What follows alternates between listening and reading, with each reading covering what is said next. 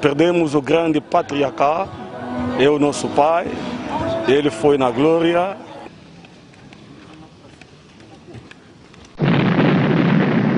Bota nyonso tu ya Papa Maenzi tozana bango ensemble. Baninga ya quartier na Makala tozana bango ensemble. Para fazer lembrar você que a morte existe, que você também vai passar nesse caminho. Témoignage na yende yango ndeke memaye na destination na nzela ya Nzambe.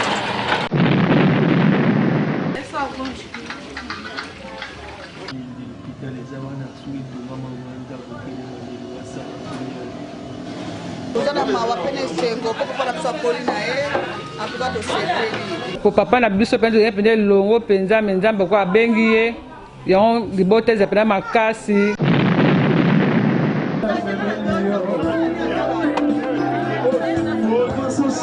Souvenir naza yango ya koko mbali ezebele po nde naza boye eza po na ye. Porque a palavra de Deus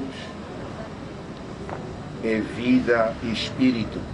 Mais enseignant le monde la vie donc au-dessus de sungangai aibisanga ke tableau accompagne biso partout na vie.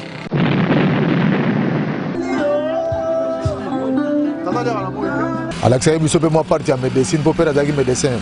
Kolomoko na yebaka ke na banaka asma minga mbangwe pa na yabetanga detonga.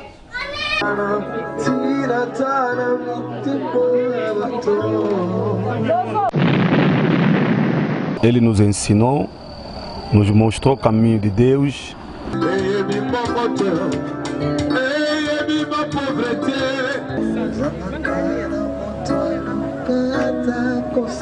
Toi policier qui biso avec papa na biso, tu as gagné la mabe mon côté tu tire comme on est peine na mabete. Ele nos empurrava para ir na escola, para aprender qualquer coisa na escola. Hoje em dia, se nós estamos aqui, grandinho é graças a Papa Maenzi. Na bom souvenir na ya tata mo malamu azaka ke hein.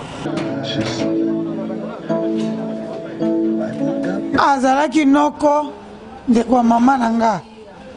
Azalaki pe munganga bandako traité.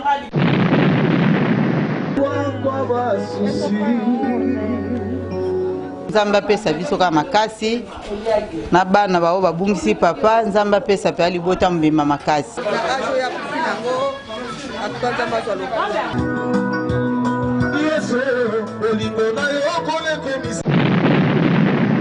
En tout cas, initiative ezala mbala liboso te ezala ya suka pete papa to kunje malamu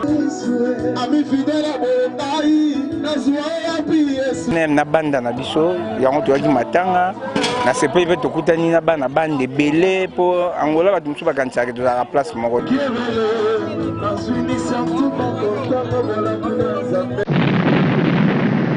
Biso na Angola tosanganaki bana quartier mpona koassiste famille. Fortificar a vida da nossa mamã Sanduku, aonde que ela está. Quero somente agradecer a todos os irmãos e as irmãs que nos acompanhou. É verdade, nessa situação de luto.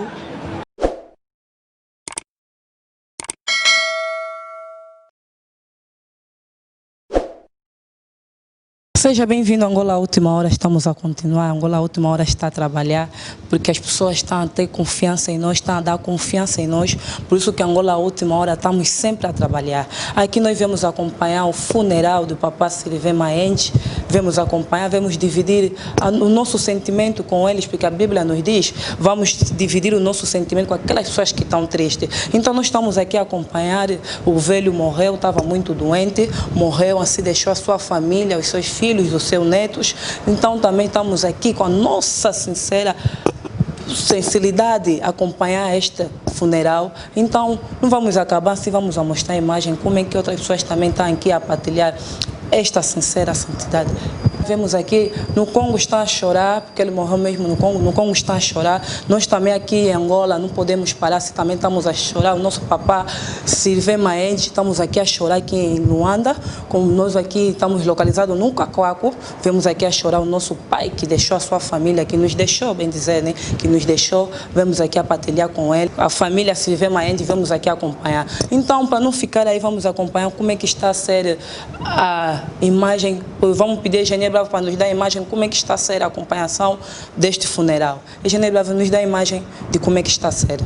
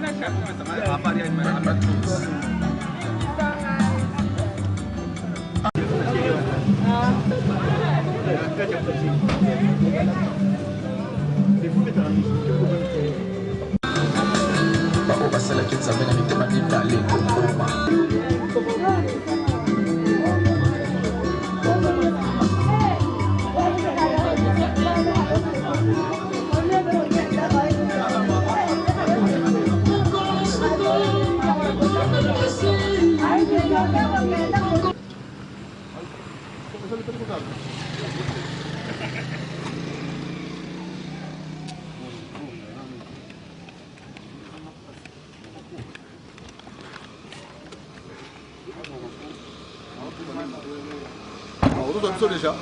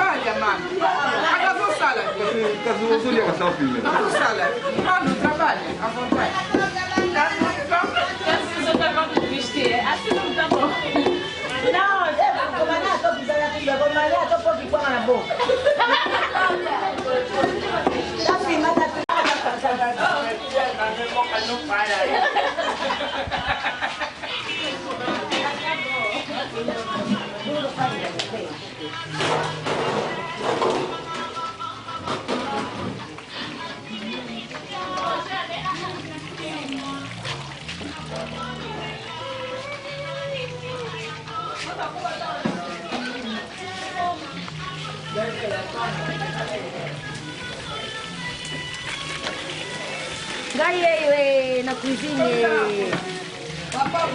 Gai papa na biso cookie. Tô na protocolo. Ei,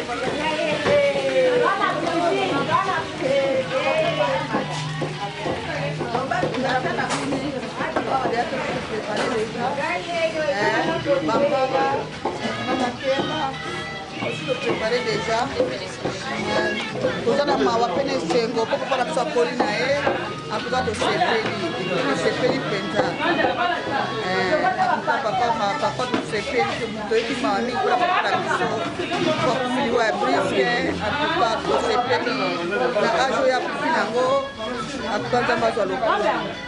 Je peux pas te faire un moyen à la personne. Je suis merci à Trambe, na uno sasali. En plus, tu as la mawa, tu as les secondes pour l'âge naïe. Il y a un cas na zaki na uno.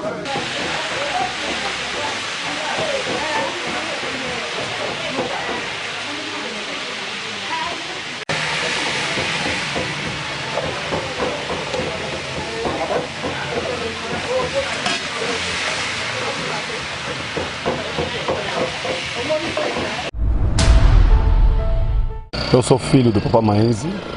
Papa Maenzi é um papá muito estrito, muito bom. É um grande professor Ele nos ensinou, nos mostrou o caminho de Deus e todo momento, e quando nós estávamos lá, ele nos empurrava para ir na escola, para aprender qualquer coisa na escola. Hoje em dia, se nós estamos aqui, grandinho é graças a Papa Maenzi. E o bem que eu posso falar sobre meu pai, ele me ensinou o caminho de Deus. O único caminho, o único salvador é o caminho de Deus. Como nangai Henri Pedro Vieira, naza moko ya kati ya libota ya Maenzi. Papa kolisaki biso azali papa na biso, tozalaki na mabe moko te totikele komoni pe na mabe te. Alakisaki biso pe mwa parti ya médecine po père azalaki médecin. Mais kosunga biso mwa mingi na avenir leo tokomi boye eza grâce à père, mais kotambola tozala toujours na père à bon terme, totia kozwa na mabe te pa mona biso na mabe te, donc c'est notre père. Tovenir na malamu père azali kosine biso médecine dès que tozalaki bana mike. Loko totika na viso produit biso petit lelo ezaka médecine. Tozovivre na parti ya médecine, ne père azali koinitie biso, ne tozovivre tiro na misala na biso zaka tozodebattre toujours na parti ya médecine. Conseil na kopesa na bandeko batikala en tout cas bazala impre bazala na courage bazala na force batalaka mingi mokrité batalaka mingi nde nzambe po nzambe aza mopesi na nyonso donc soki mutu akonfie mingi na nzambe vine ezalaka kitoko batiaka kokanisa mingi te me batya nde bolingo liboso. Oui, nazali na mawa makasi parce que papa oyo toye kolela awa na matanga oyo na bayre oyo ya Pedrera azali un des papa oyo asungaka biso.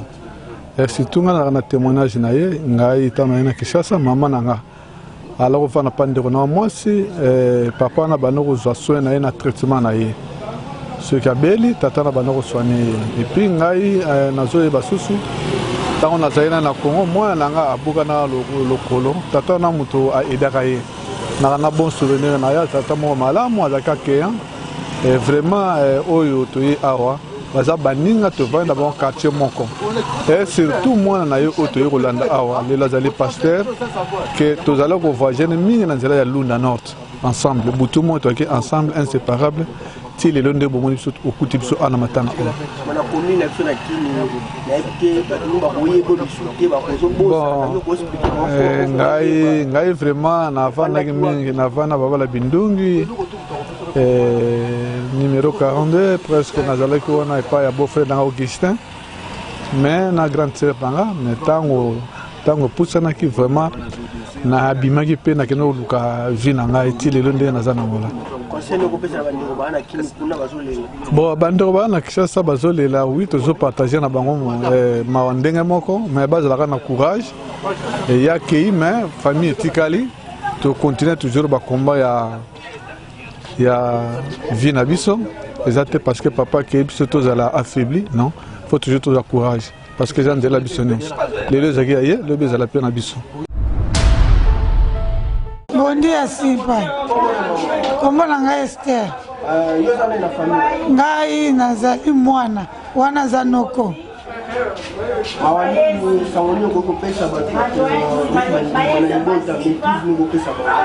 bandeko ya libota eza pasi biso nyonso esali biso pasi mpo bango babotama ebele me lelo totikana misato moko lisusu akei batikali mibale conseil nga na kopesa na bango bawana batikali bayeba nzambe soki toyebi nzambe tokotambola bien mais soki toyebi nzambe te etali bango azalaki noko ndeko mama na nga azalaki mpe munganga banda kotraite bato na libota azalaki kabie mutu nyonso aza nécessaire na libota epa nanga aza noko aza papa aza noko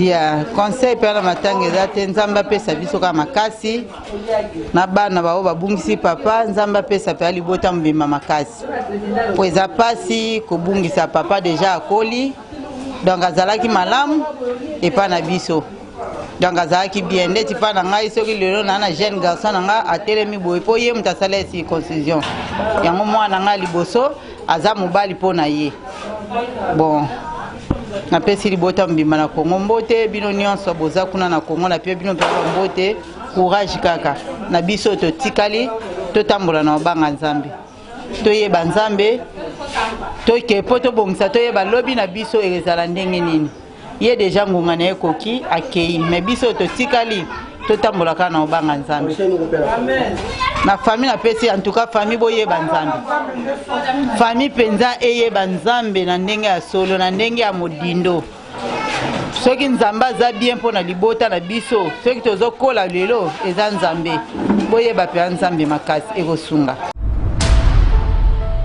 bon naza pena membre mpe naza moko ya ndako po bazomonanga bayebinga malamu na kombo dake totika bamboka ngo kala twana sango papa kufi ezaka mawa mingi bao baza kuna balaka na courage makasi biso mpe toza bembe malgré toza na quarantaine bonga na mashkara bon ndenge eza kaka soki neti o nzele yalaka tongo toya biso nyonso tokoni longo tosepele longo neti biso toza na biso na nini te bon moye tosala autrement ezali te ya biso tosali kote bino mpe osala kuna malamu nyonso eleka nango malamu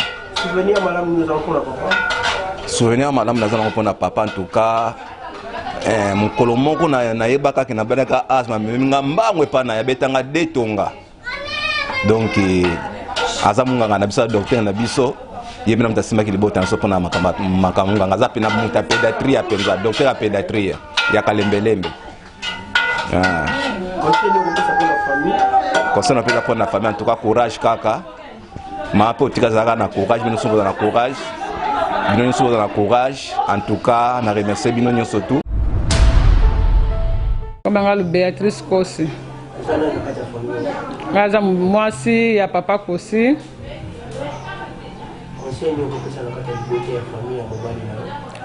conseil na opesa ponde na kada liwa tokufuli papa nzambe asunga penza libota oyo apesa makasi po papa na biso pende longo penza nzambe kwa abengi ye yango libota eza pena makasi nzambe asunga bapria console momo sante console penza famille nyonso biso nyonso console biso penza biso makasi na libota boklo nanga ya bolamu na zenge na ndo pe na sango penza ki papa mala papa boboto nga na yebeka na Kenya 2015 na Congo na mona kata 2 fois maintenant de kutana ka memanga ta pe na kata penza to sepela pena makasi souvenir na makasi na zama pena ya wana penza boklo nanga penza ya papa Comment nanga Philomena Nkisi bon nga na za madrinya ya papa Kosi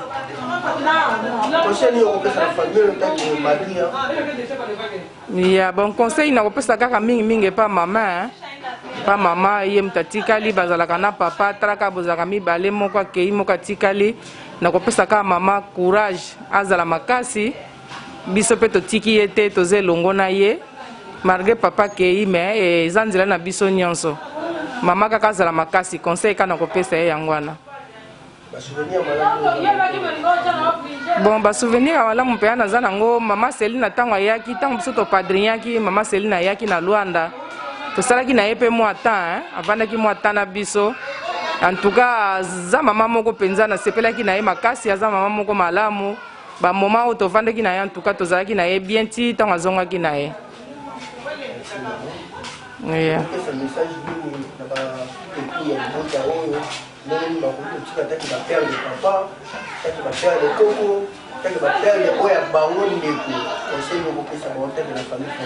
bon conseil penza na kopesa topesa kaka conseil mpona kopesa me tala kaka papa aza de ya pasteur papa Kosi aza pasteur ye moko mpe akonseyaka biso toutaki na mabele tokozonga na mabele yango nazoyebisa ye mpe papa Kosi atia susi te papa abotaki biso akoli asali oyo ye biso mpe un jour nzambe akosunga biso tokoma na age oyo papa akomi nango donc yango na il faut tokangama kaka na Yesu mpo tokola tokoma mikolo lokola papa ndenge akei na ye boye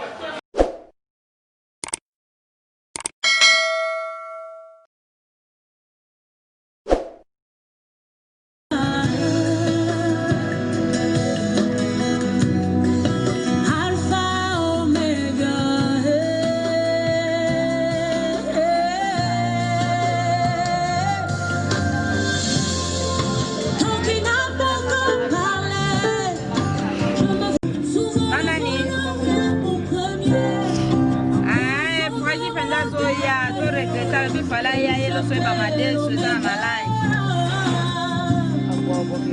Je n'ai pas peur, car aucun homme n'a le chrono qui décide la fin de mon parcours.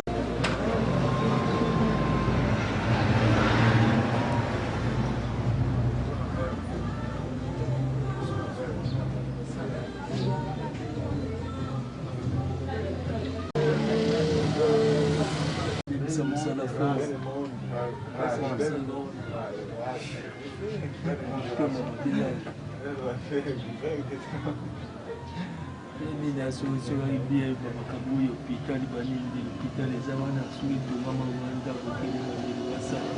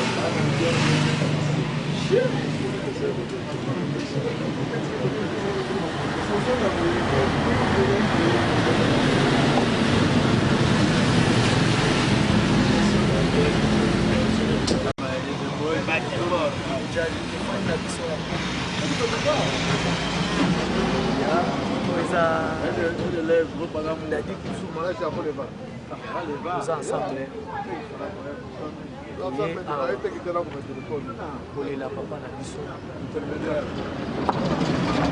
nzambe nde moto apesaka nzambe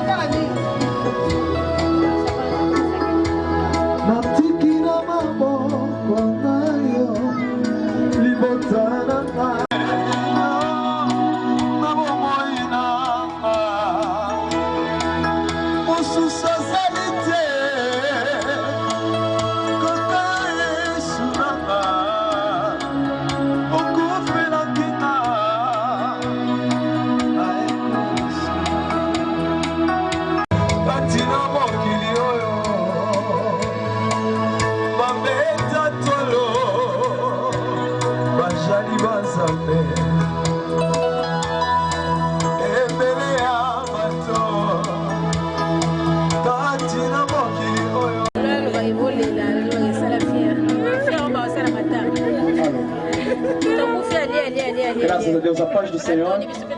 Começarmos com o programa.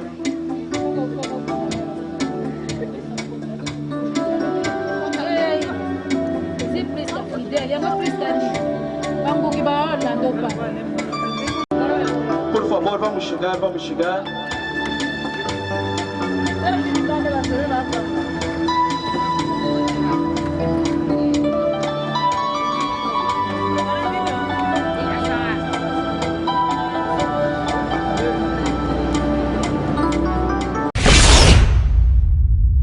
Ok, muito obrigado, Eugênia Brava. Assim vimos a imagem, né? Assim acompanhamos a imagem e agora chegou no momento de nós ouvir a palavra. Porque nós soubemos que o único lugar que nós podemos refletir, que nós podemos ter exaltações é no óbito. O lugar mais que onde nós podemos refletir sobre a vida é no óbito. Vamos ouvir a pregação do pastor, como é que ele está a pregar, sobre como é que ele está a dar as exaltações no óbito. Vamos acompanhar.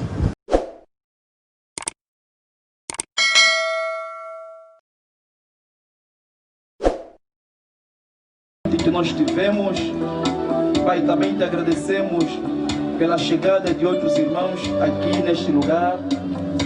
Senhor, estamos a dar a continuidade desta cerimônia em tuas benditas santas mãos. Pai, continua no nosso meio, esteja conosco. Tudo quanto nós vamos fazer neste momento, entregamos em tuas benditas santas mãos.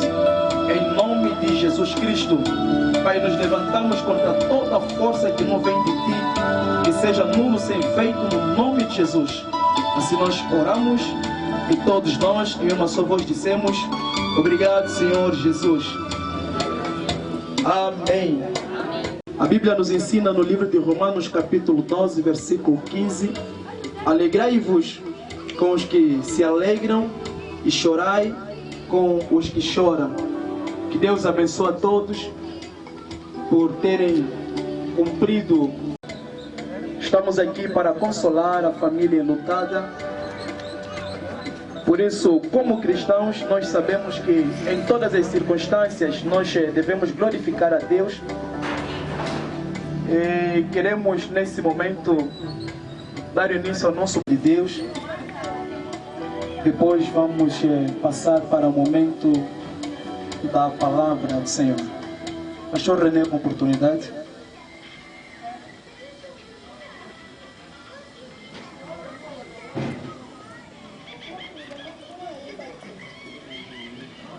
Glória ao Senhor. Amém. Aleluia. Será que o povo do Senhor estão felizes de estar junto aqui? Estamos aqui pela compaixão do Senhor, como a Bíblia diz. Ele é mestre do tempo e da circunstância. Amém. Como somos os filhos do Senhor, somos cristãos. Os cristãos, a Bíblia diz, se temos nossas formas, como que podemos chorar junto com os irmãos que estão a chorar. Amém. Aleluia. Será que tem Yesu azabu ninga malamu? Tobana Yesu a rappelé lisusu komisa ngoli solo, komisa ngoli solo. Déranger na likamba kolobaki Yesu aninga. Rappelé yango. Assist. Obekisa makambo toyoka te. Yesu da moninga malamu, Yesu da moninga malamu. Esalema na kimia, torisa na mbuma moringo, na pesa yo masanjoli. Nazana nuna se ya emotion, monoko nangeza na lokilo. Modimo etondisa marama sanjoli. Nakokaka kofanda kimia te, soki batali kombo na Yesu. Motema epelinga moto, posa na fukama na sanjola Yesu Yesu Yesu Moninga ya boya zate, ayebi kodoma sekele Yesu moninga malamu avi Yesu Kristo, Yesu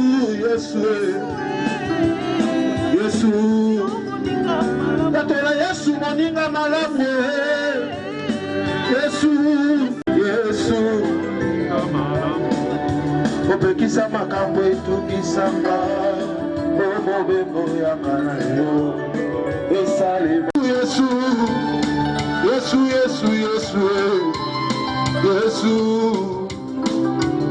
Yesu moninga malamu avi ya kosala na ye mobembo ya kobetela ye lisolo yo moninga malamu balobi nanga Yesu osalaka bikamwa Yesu yambo na ye Yesu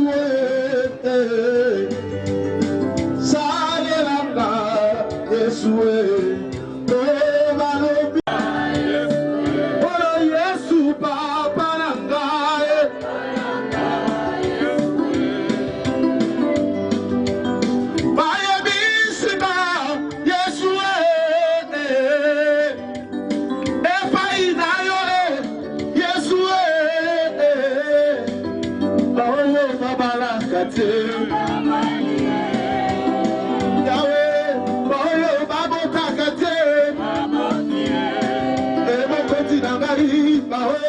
bakufa akoti na ngai oh Yesu na ngai bakunda kaye na lelita oh Yesu na ngai bakunda kaye na lelita oh Yesu zamberanga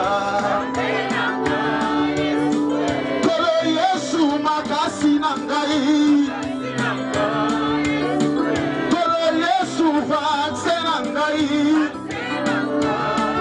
Kolo Yesu ami fidele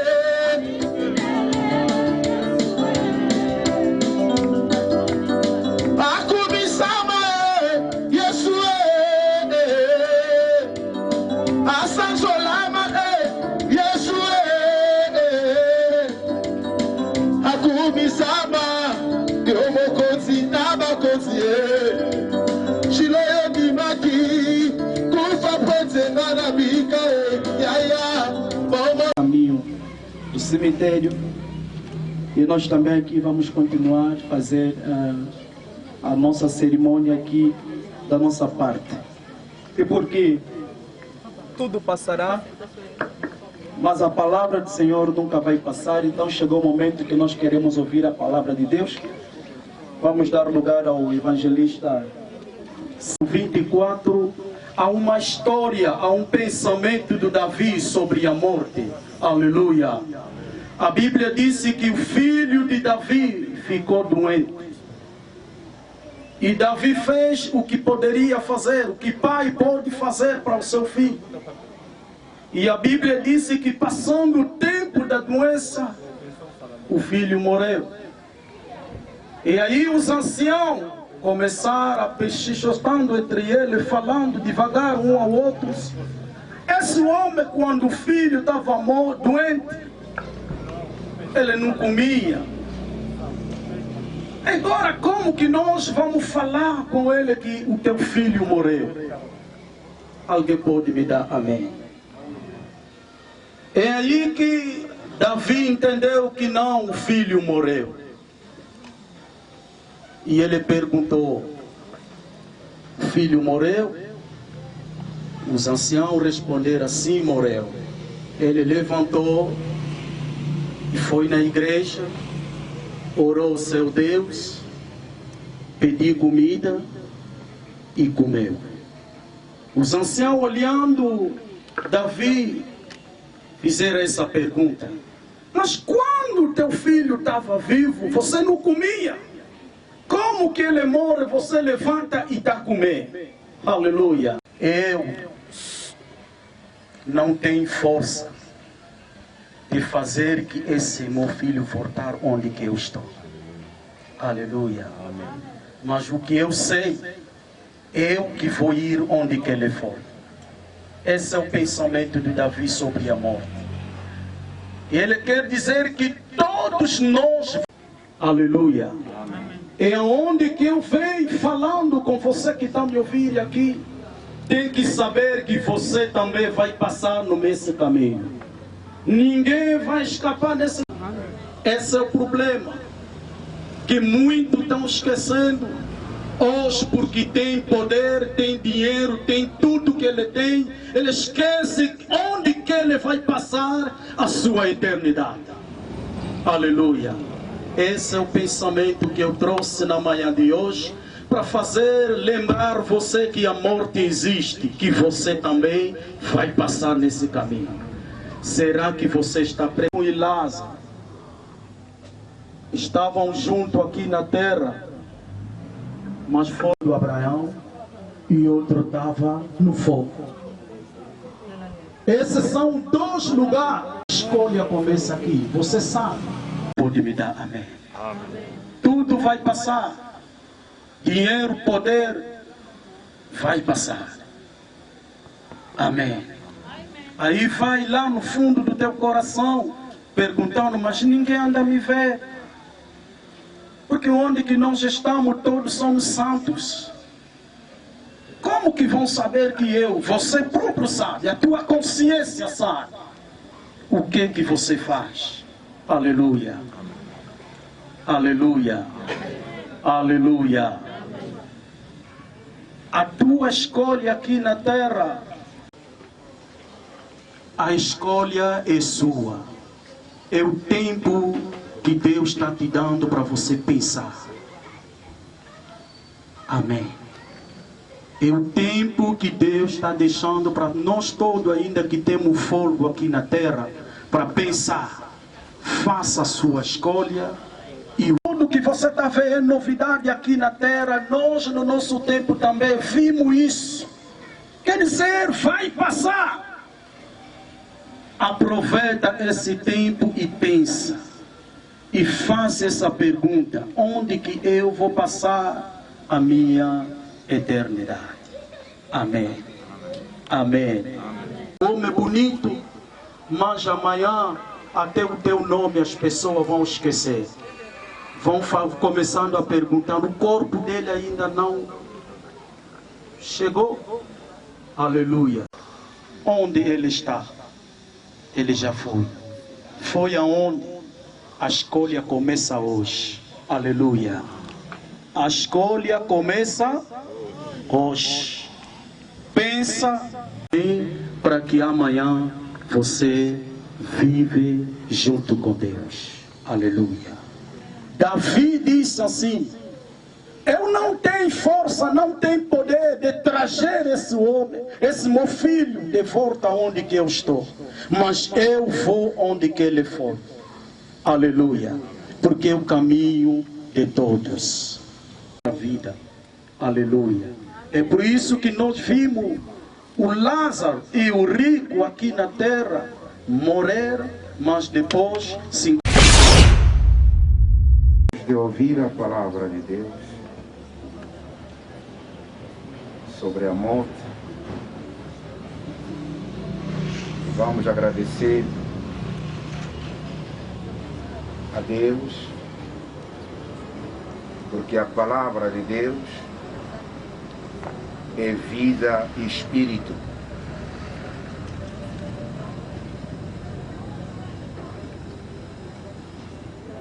O irmão, a irmã que está aqui, não é o acaso que chegou neste lugar. Você pode pensar que é ao acaso, mas eu vou lhe dizer, é uma oportunidade.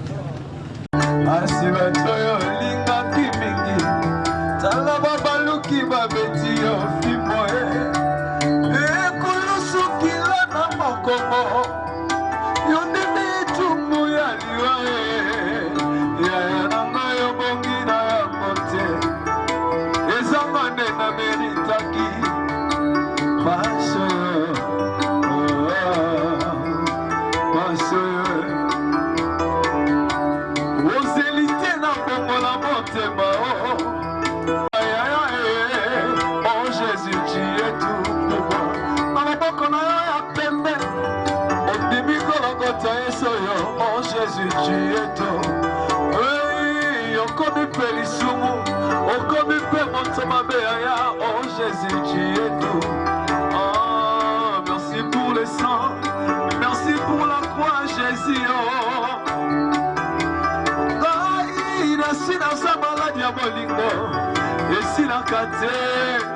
Tu es tout pour moi.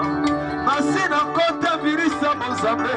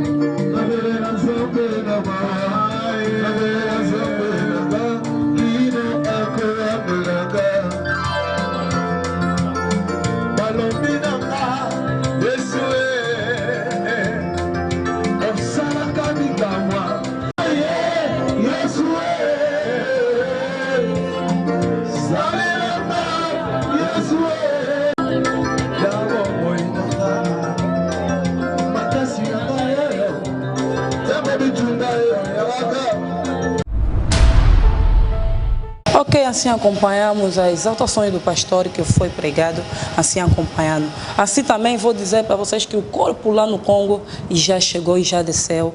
Assim vamos acompanhar também como é que está o comentário, já bem dizer, a participação daquelas pessoas que estão aqui conosco, aqui em Luanda, a falar o que ele sente, como é que ele se sente vendo o nosso Papa Sylvain Maenzi nos deixando.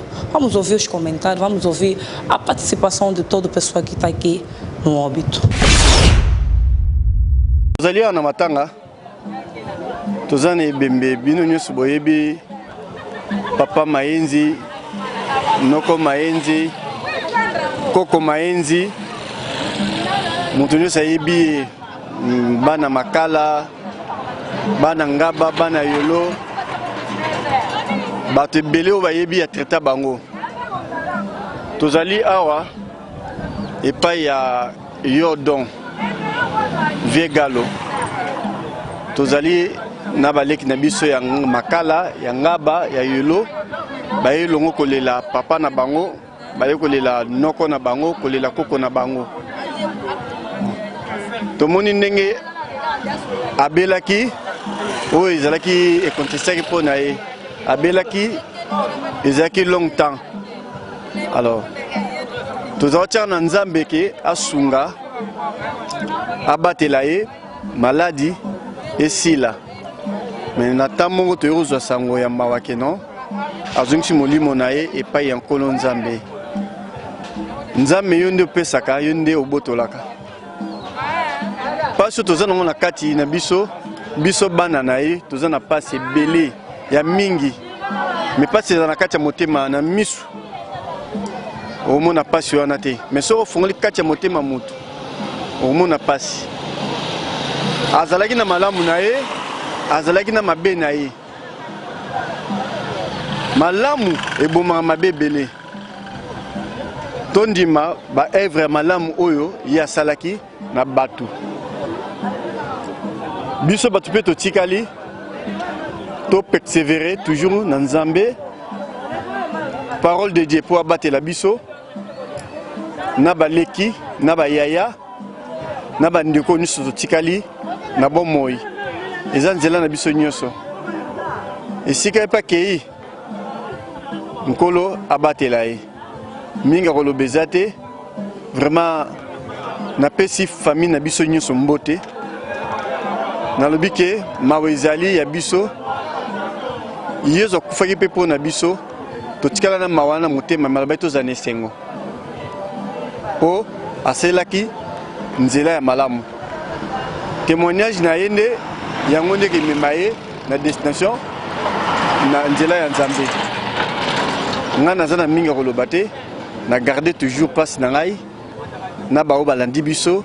Vraiment Nzambe apambola mutu nyonso ya yo compagnie biso na matanga to sepeli merci mingi.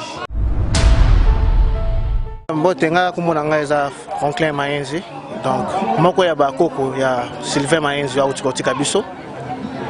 Bon, na ba souvenir mingi tozaki na ye, bon wana iko kunanga vraiment nazana ndoi na ye. Tozaki ko beba na trop, donc on a kobosa na te pa na ye ngane, donc on a kospana mo mingi. Mais enseignant le mon avis, donc au titre de Sungangai, aibisanga ke tableau accompagné biso partout na vie. Donc on a pris le mon abomona na motema tisi ko tambola nanga pa envie, donc remercier na pona lokwana. Bon, na sepeli mingi na moni bat ba balandi biso, donc sali moi bien na moni vraiment que tout ça bien bat basungi biso to combien, donc balandi biso na distance tout na place to longwe to esala matanga bat basi batana bango pour disponibiliser pour bazana biso, donc sali penza bien. Donc nous avons gratuit pour nous. C'est pas le peine mingi. Donc merci quand même mingi. On peut ça conseil, peut na message na bande konyo so bazakuna bana bakoko pe le kolangai. Donc bazakuna na niveau kin. Lo no senga na bino bozaka na kimia boza mambe komaga. To botama bon tebi ki un jour to tika mukibiso to kufa. Bon mutu mutaka na tana pour j'ai comme to zaka na maîtrise. Souvenir naza ngo yakoko mbali.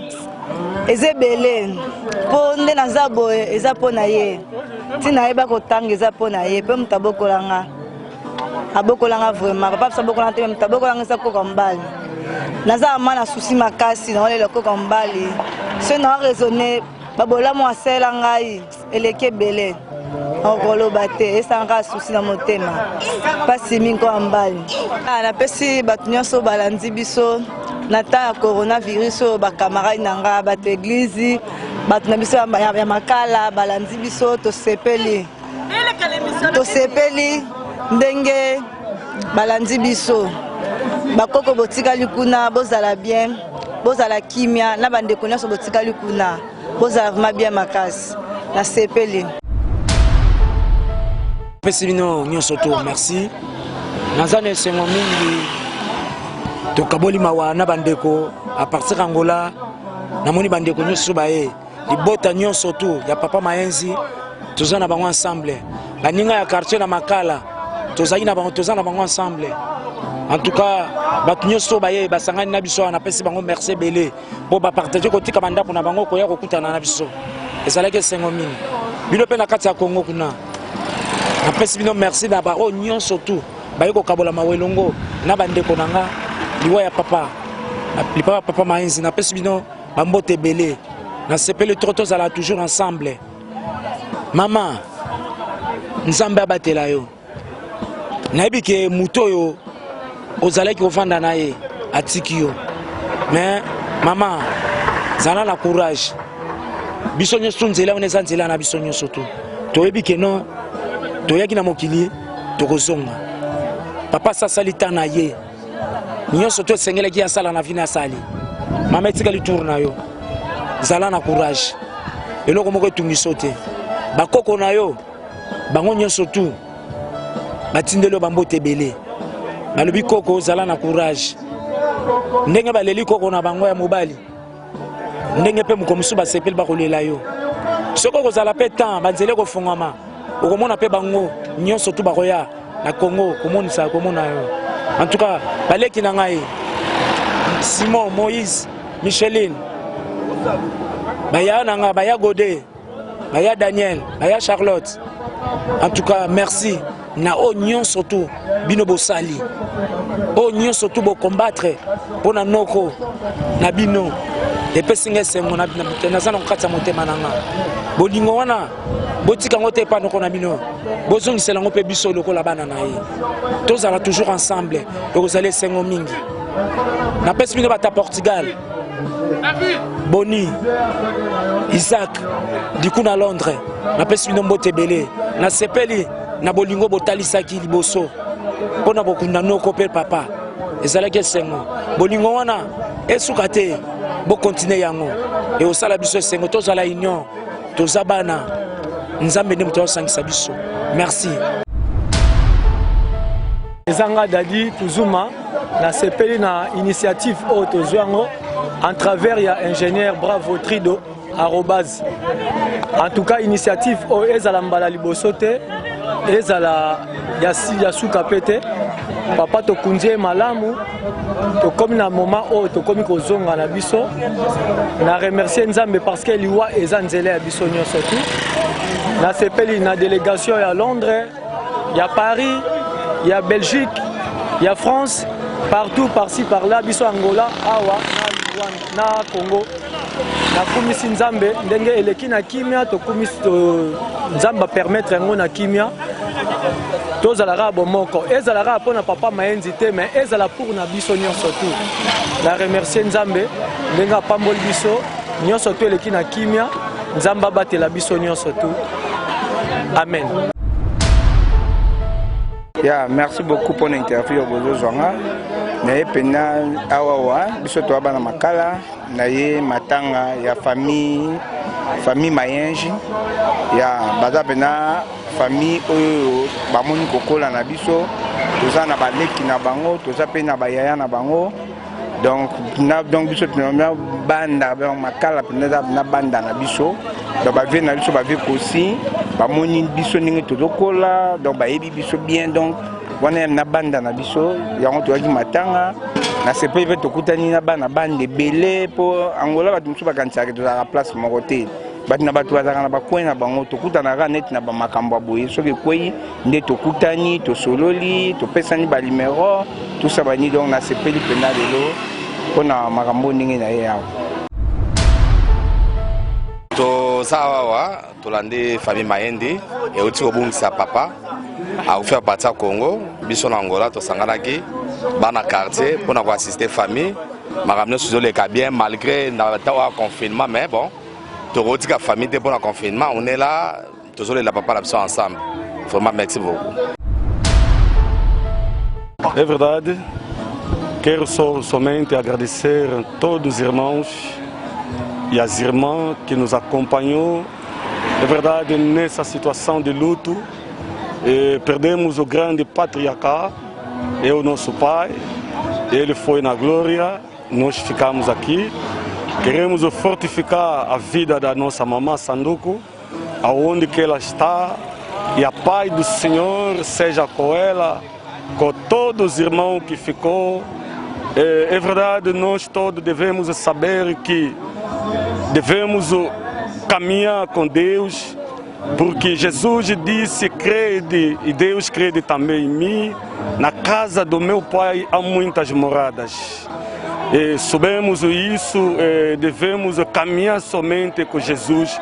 Quando nós vamos caminhar com Jesus, certamente que nós vamos encontrar com Ele, porque aquele que dá o bom caminho é somente Ele. Há vários caminhos aqui nesse mundo que vai te levar até na perdição, mas se tu seguiste o caminho de Jesus, um dia você vai aparecer lá na glória de Deus. Muito obrigado, que Deus vos abençoe, em nome de Jesus Cristo. Amém. Ok, muito obrigado. Assim ouvimos as entrevistas, assim os pessoas foram entrevistados, nós ouvimos, né? E também para dizer que a família Mayenzi não nos deixou. Confiou também no Angola à última hora, por isso nós estamos aqui em peso com Angola à última hora, fazer com que você chegue com a notícia, nem só notícia no WhatsApp, no YouTube, estamos sempre ligados na TV Box, estamos sempre ligados. E também não acabou assim, a família Mayenzi não nos deixou, também não deixou todo aquele que acompanhou, que saiu da sua casa para poder se ficar no meio deste cinto de tristeza, e também não nos deixou assim, tínhamos sempre a acompanhar água, qualquer coisa para beber, qualquer coisa para comer, para refletir, para poder descansar, porque muita gente saíram da casa, muita gente dormiram no óbito para poder estar aí e dar apoio a essa família. Vamos acompanhar como é que está sendo.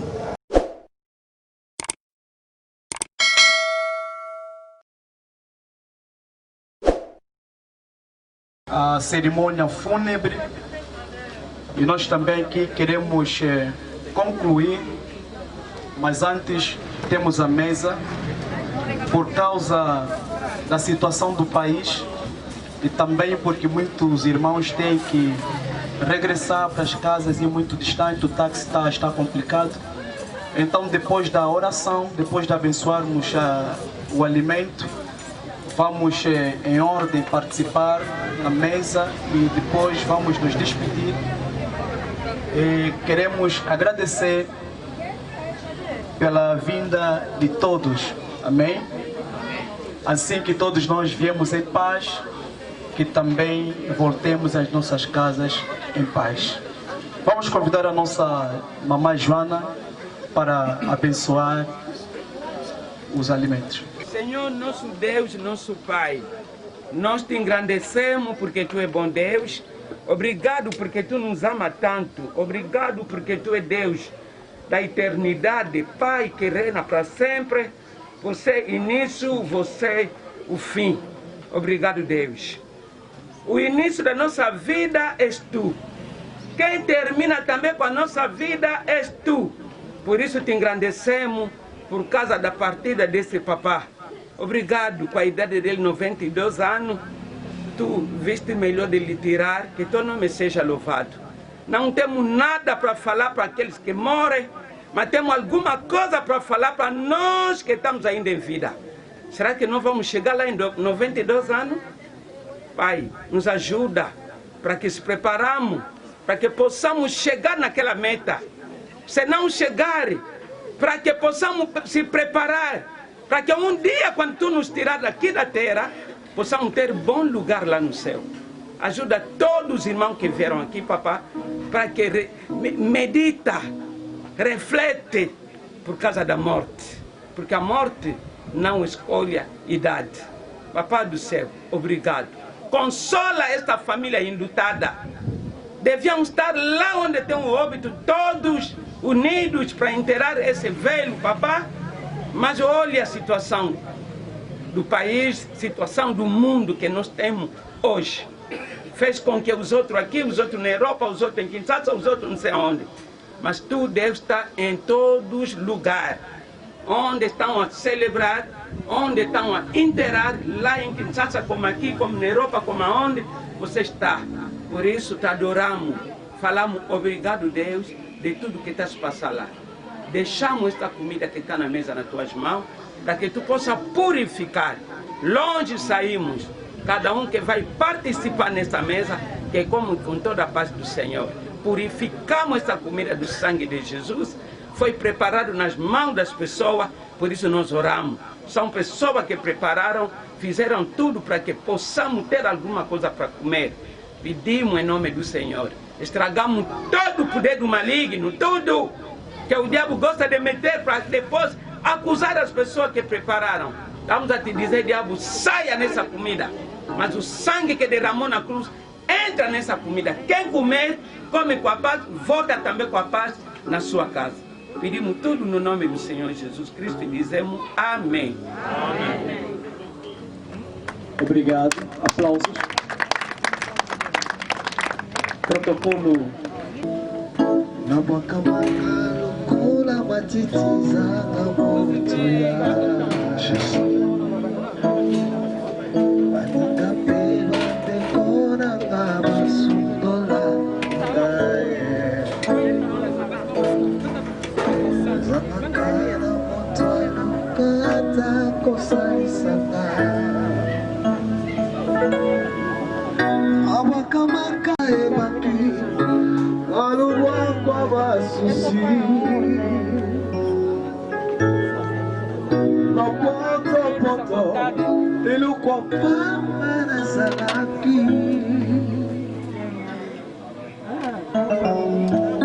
ulia pekola tarangeza na kita masio ana kumaruko emene oyazana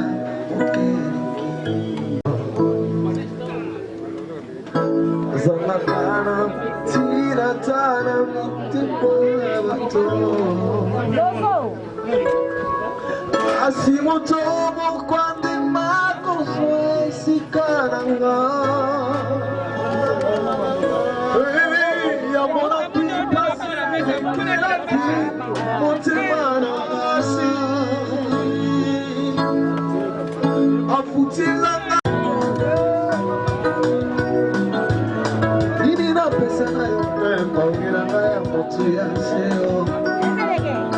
Ukabona mwana moyo ya Satana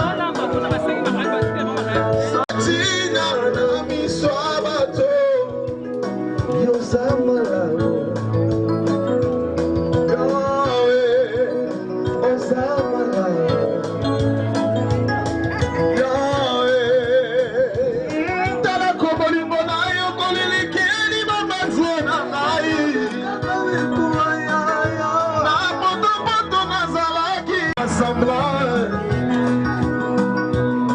Yesu, olingo na yo kone komisanga liboma. Oh Yesu, unasekie wana yobi yeke chubongola mosusa bakisi na zote oya ye inyanga malonga ye kokitego bibana ye bayebi te na bobo moranga na bote bele ya kokile zo pambama.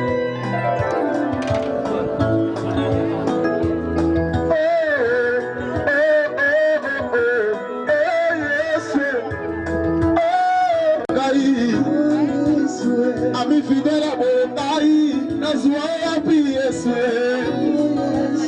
Motaliba kufa ligolo, akita nasaya pona ngai. Kola mwele kebele, ele kebele. Kola mwele kebele, ele kebele.